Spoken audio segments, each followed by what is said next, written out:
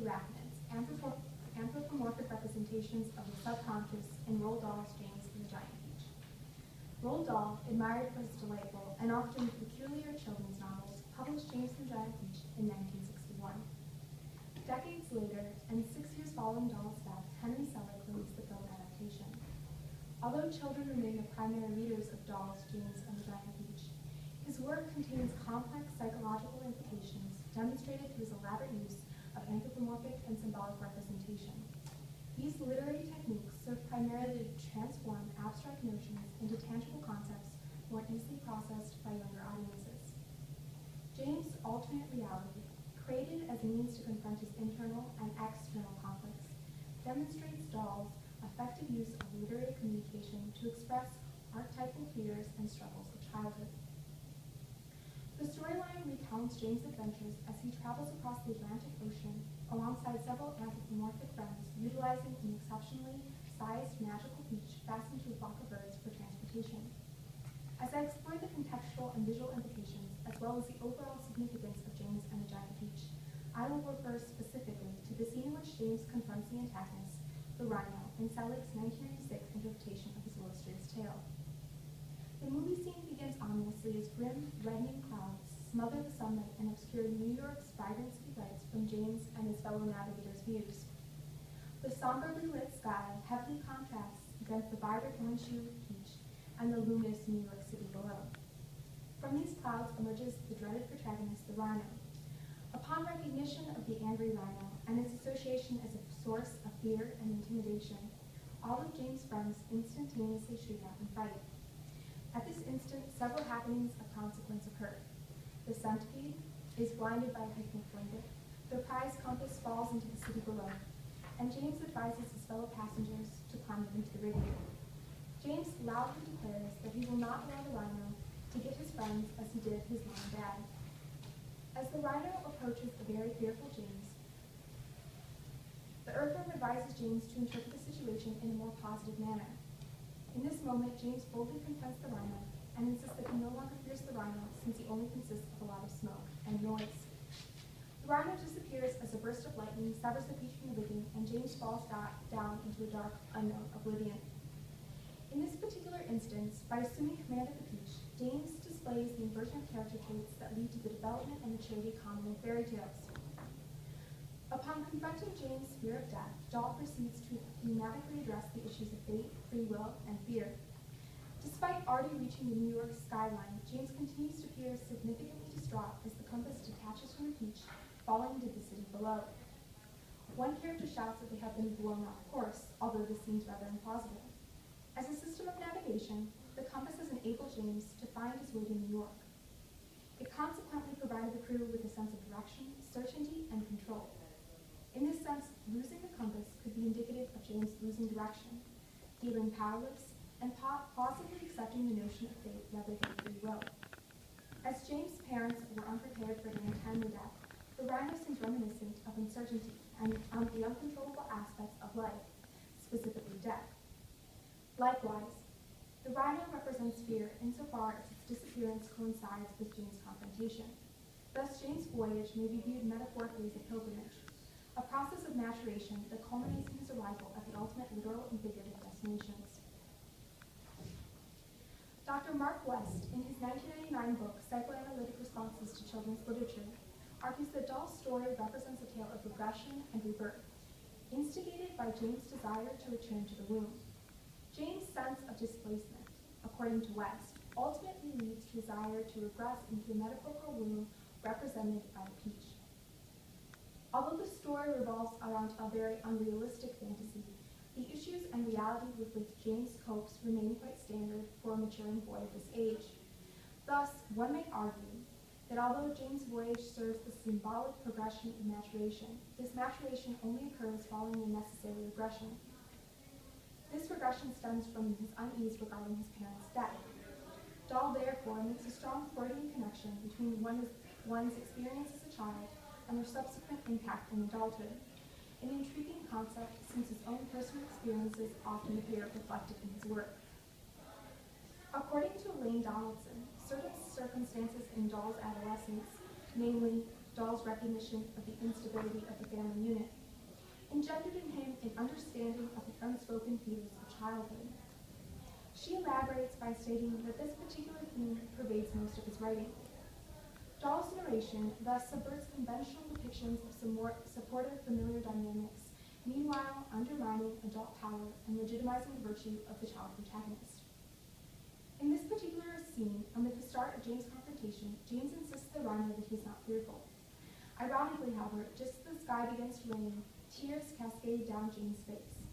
In this respect, the rhino, who's made entirely of clouds, mirrors Jane's emotions.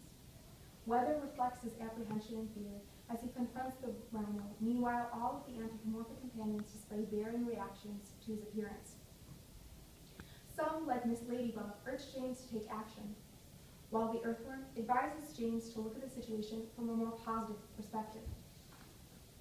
Based upon these several instances, one may speculate that James' friends, and perhaps even his surrounding environment, serve as metaphorical reflections of the different aspects of James' subconscious or personality. Furthermore, the existence of the rhino as a symbolic reflection of James' hesitations and fears is communicated in a related manner. Appropriately, earlier in the film, Anne Spunt refers to James as a ladybug. To interpret this work in such a manner would insinuate that this particular tale projects a plausible manifestation of a maturing yet apprehensive child. West argues that out of the 7 insects, only 4, the ladybug, the old green grasshopper, the centipede, and the earthworm, can be seen as separate aspects of James' own psychological makeup.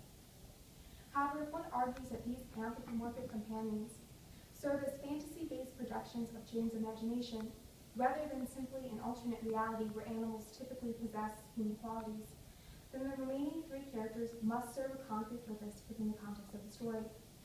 To ascribe to the ladybug the role of a parental figure, but not the spider, ignores the obvious maternal affection that the spider demonstrates towards James and the extensive characteristic similarities between each anthropomorphic companion. Dahl's particular use of insects to demonstrate James' multifaceted personality redefines traditionally negative and frightful depictions of insects. Alternatively, Dahl portrays the anthropomorphic protagonist and James as comparable representations of the same inherent archetypal reality, misunderstood individuals rejected by harsh societal standards. The fantasy that James plays out is not uncommon. As Anne Freud, Melanie Klein, and others have pointed out, children often engage in regressive fantasies when faced with ego-threatening problems and anxieties. According to the Association for Psychological Science, lacking social connections with other people might motivate lonely individuals to seek out connections from non-human items. Thus, James' construction of an anthropomorphic reality subverts the contemporary adult cruelty displayed in his unsupportive environment. According to Professor Caroline Elberg, anthropomorphism in children's literature, although first introduced in the 1740s, flourished later with the creation of a middle class and the emergence of the modern, society-constructed notion of childhood. Burke also asserts that the use of animals has long provided intellectual and psychological distance and allowed us to critically explore that which we would not be comfortable exploring directly. Thus, anthropomorphic literature allows individuals to distance themselves from the story by allowing a reader to remain objective, rather than feeling influenced by their own experiences or acquaintances. Consequently, James finds the valor to confront his existing fears exclusively through unrealistic and therefore less intimidating circumstances. Anthropomorphism thus serves 2 functions, and arguably a third within the context of Dahl's novel. Principally, these representations allowed James to cope with a harsh and unsatisfying reality, the death of his parents and the repressive environment in which he lives. This tactic simultaneously serves to relay these complex emotions to the younger viewers or readers who may find some concepts rather foreign or challenging to grasp. The notion that lacking human connection serves as a means to communicate more complicated ideas further supports the assumption that by communicating stories through animals, individuals thus distance themselves from the storyline, at the very least by making the situation less reflective of their own life or of individuals they may know.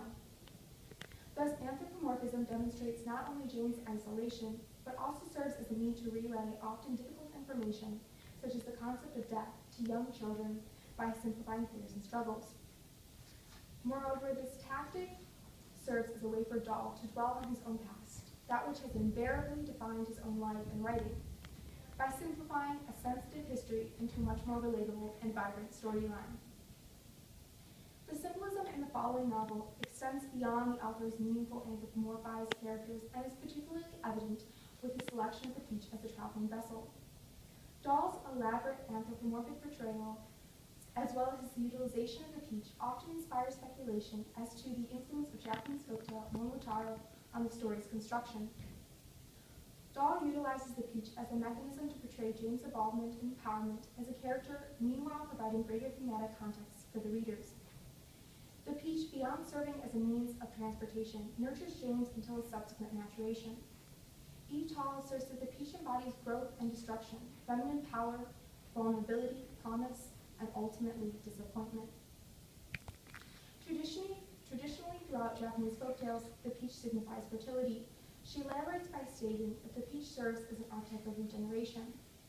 The notion that peaches often symbolize fertility fits well within Dahl's narrative context, as the peach nourishes James while providing a safe, maternal haven throughout his journey across the Atlantic Ocean. Carly Hendren argues that by consuming the peach, he becomes a stronger, more powerful individual who can survive without parents, surrogate or otherwise. He has replaced his birth mother, who is now deceased, with a peach that he eats for pleasure and sustenance, his relationship with it, both like that of a child in the womb and a lover. Thus, Dahl's symbolic use of the peach as a maternal representation of rebirth exemplifies a fusion of Japanese philosophy and Freudian perspective. In connection with the notion of maternity as it relates to the symbol of the peach and the concept of regression, scholars such as West and Narrow argue that James matures sexually throughout the story, citing various phallic symbols. For example, in reference to the peach falling on the Empire State Building, Herndon explains that James owes his life to a symbolic representation of sexual intercourse. Just as a newborn's infant's life stems from the sexual union of his or her parents. She elaborates that in either book or film, James could also be viewed as a sort of phallus, impregnating the peach and becoming the pregnancy at the same time. The argument that the peach functions as both a maternal and sexual symbol remains highly contradictory. Dahl's storyline does not focus on sexual maturation. Rather, his language emphasizes the progression of James from a fearful child to young, empowered adult, prepared to confront the harsh reality of his own circumstances. As Dahl states, hero worship, falsehood, and isolation replace the positive values of community, growth, and truth. In James' particular case, Western Narrow's argumentation in regards to the phallic and sexual implications of Dahl's writing ignore the centrality of James' maturation as he confronts his fears within the context of the story. To assert that the peach simultaneously represents a maternal figure and representation of sexual connotations remains a fundamentally contradictory argument. Whether Dahl focuses primarily on his progression from a lonely and too often frightened child to a confident and courageous character. Thus, the peach serves a more maternal role as it literally and emotionally nourishes James. Following James' confrontation with the rhino and his fall, he transforms from an animated character to a boy once more, indicating his evolution. Hence, Dahl's symbolic use of the peach functions as a more outward and quantifiable display of James' rebirth and subsequent maturation. When dealing with children's literature, it is often simpler to assume that the author's primary motivation is simply of aesthetic or entertainment value. However, the use of anthropomorphism in literature has historically served to allow young readers to objectively confront serious scenarios. Although children compromise the intended audience of Dahl's novel, James and the Giant Peach, the use of anthropomorphism and symbolism attests to the psychological intricity of his work. James' quest for maturation and self-empowerment, depicted through anthropomorphic characters, redefines traditional roles by subverting prevailing attitudes towards insects, family relationships, and childhood. Anthropomorphic representations additionally demonstrate James' isolation and serve as a means to communicate often challenging information to pre-adolescents through an oversimplification and desensitization of typical fears and struggles. The rhino, as James' primary fear, similarly serves to teach James not to dread the uncontrollable aspects of the future, just as his confrontation with this beast signifies a new outlook on his own situation. An in-depth analysis of each animal's role in the context of the story would significantly add to the discussion of anthropomorphism and its role in effectively communicating complex situations to young children through literature. Succinctly stated, Dahl's work addresses the main character's struggle with profound loss, lack of control, and fate, and ultimately his acceptance of unpleasantness in life. Much of Dahl's writing in James and the Giant Peach, whether with an emphasis on childhood regression, anthropomorphism, or projections of the conscious, reflects the fusion of Japanese and Freudian perspective. Ultimately, James' sense of displacement manifests itself in subsequent regression, a regression tangibly displayed by the Peach that results in his own psychological rebirth and heightened sense of empowerment as he confronts his own circumstances.